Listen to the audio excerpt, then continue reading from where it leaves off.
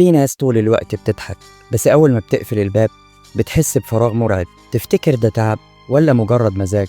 الحقيقة دي أول علامة إن جواك صوت بيقولك اسمعني. الإنسان لما بيتعب أول حاجة بيعملها إنه مش بيطلب المساعدة، إنما بيحاول يثبت لنفسه إنه تمام.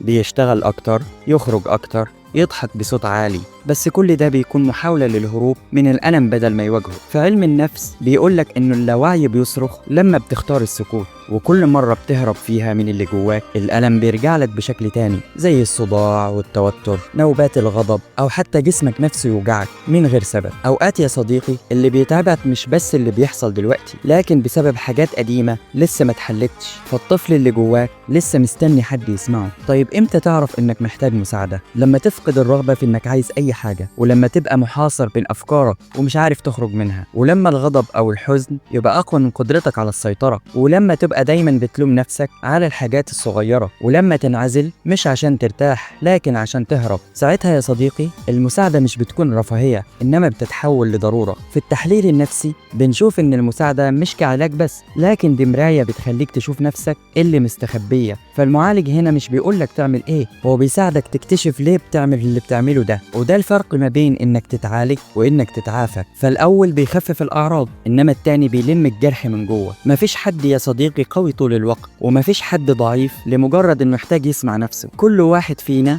محتاج مساحة آمنة يحكي فيها من غير حكم، لأن اللي بيتكلم بيتنفس، واللي بيسمع نفسه بيبدأ يتعافى. ونقطة التوازن بتاعت النهاردة، اسأل نفسك بصراحة، هل أنا بواجه وأتعامل ولا بهرب؟ لو حسيت إنك مش قادر تكمل لوحدك، دي مش نهاية، إنما دي بداية الطريق. اطلب المساعدة قبل ما توصل للنقطة اللي فيها الإنهاك، واختار الشخص الصح اللي يسمعك بوعي مش بيديك نصايح. وافتكر دايما إن الاعتراف بالاحتياج مش سقوط، إنما دي أول خطوة في النضج النفسي. ومش لازم تستنى لما توصل للحافة. المساعدة مش للي وقع، المساعدة للي عايز يقوم من تاني. وخليك دايما قريب من نفسك، لأنها أكتر حد محتاج يسمعك. وما تنساش يا صديقي شير للفيديو، يمكن غيرك يستفيد.